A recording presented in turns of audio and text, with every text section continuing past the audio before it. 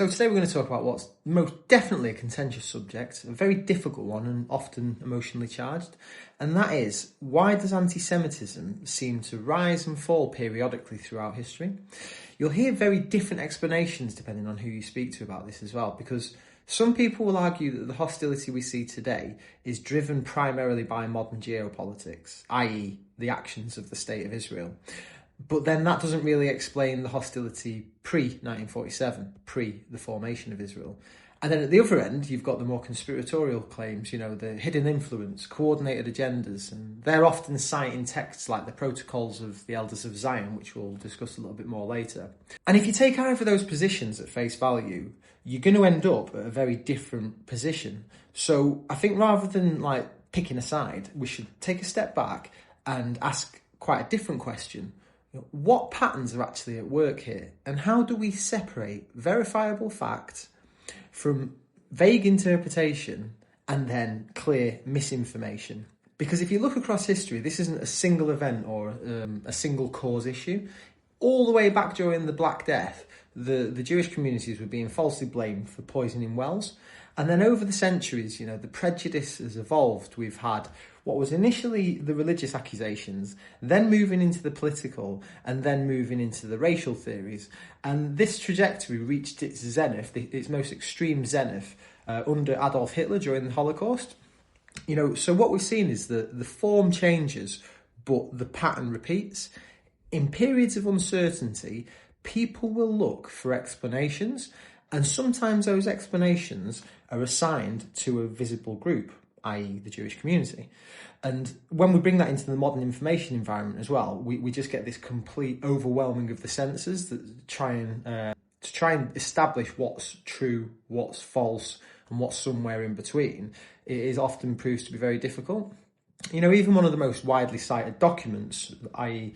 the Protocols of the Elders of Zion, this came out of Russia at the start of the 20th century, and it was purported to be a manifesto for the international Jewry to essentially take over the world and enslave the rest of humanity.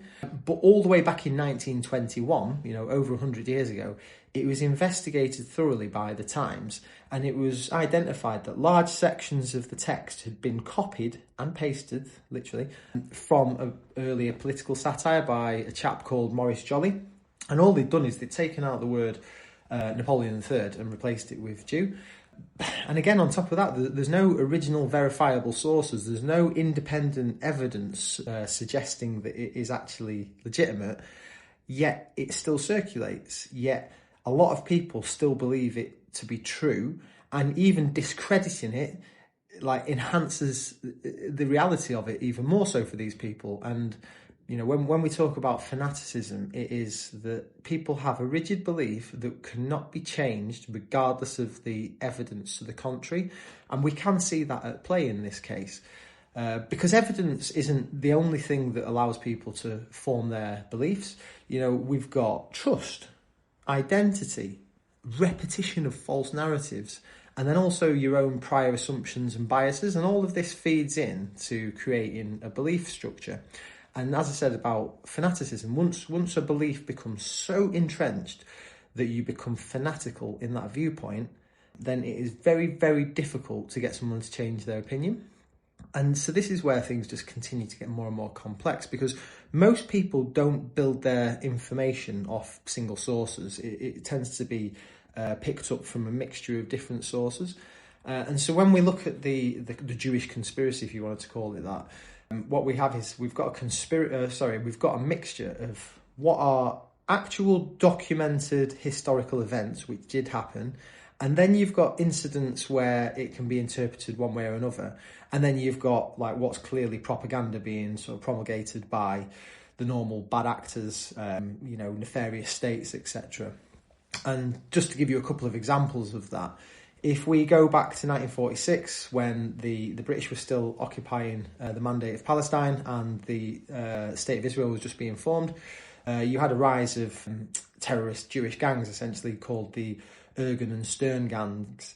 And they were fighting quite a hard insurgency against the British authorities in Palestine. And one of the events was when they blew up a bomb at the King David Hotel. and there was a large number of British officials, British soldiers killed in that incident. And also on top of that, there was around 750 British troops killed during that period, by these Jewish gangs. And that is, a provable fact. It did happen. And so clearly there's going to be some legacy of that, much like when we look at sort of those people that were killed during the Troubles in Ireland as well. There's always going to be an element of people whose family members were killed in those events who are always going to maintain that hostility. And so you can understand where that comes from. But then there's also events on top of that which are still discussed, still debated, and still interpreted in different ways. One of which being the attack on the USS Liberty during the Six-Day War.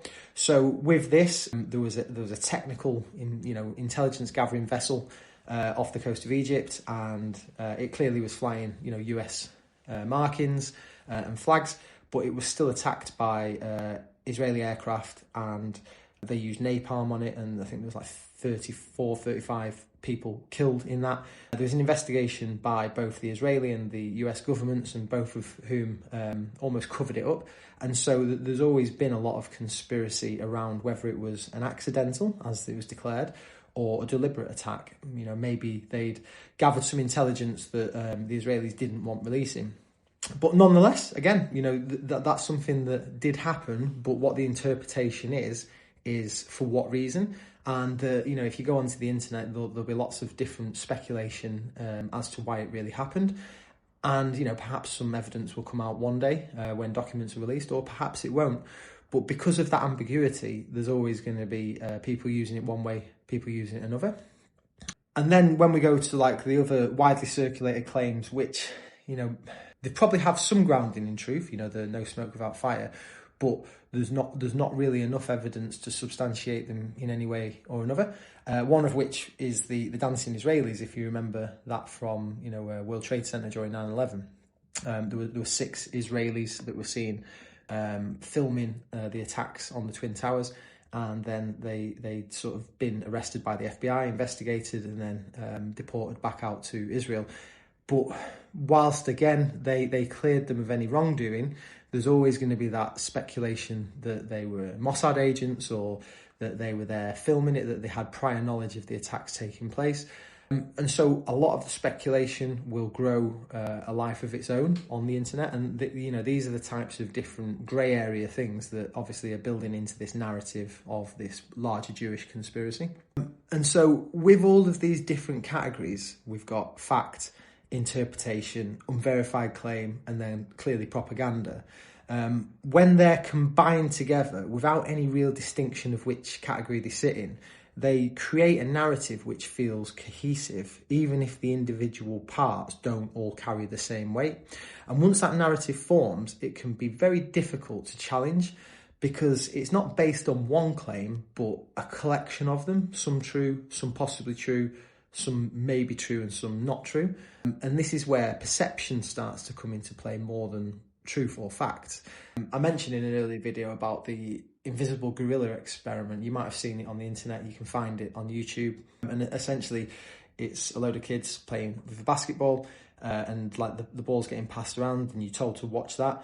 And then a guy dressed in a gorilla suit walks across the back of the stage, and only 50% of the viewers actually identify that he's there, because they're so focused on the people playing with the balls.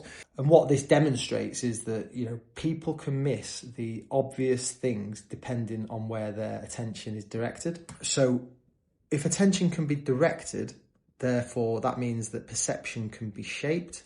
And if perception can be shaped, then narratives, whether accurate, incomplete, or misleading, can become legitimate, deeply held beliefs.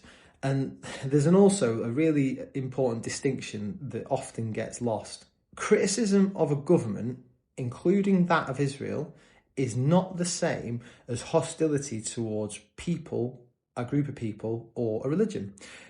Equally, dismissing all concerns outright without examination doesn't necessarily lead to a better understanding either. So the challenge is to hold two truths at once, be willing to question narratives, but also to be able to apply the same standards of evidence and scrutiny consistently.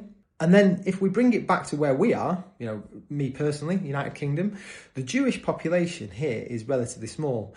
It's around 220,000 people spread across the UK. And for most people, everyday life is no different to anyone else. They are part of a broader society. They contribute across professions, communities and generations. They generate wealth, they interact and they engage. They've served in the military, they serve in the government. And so they are, part of the fabric of the society.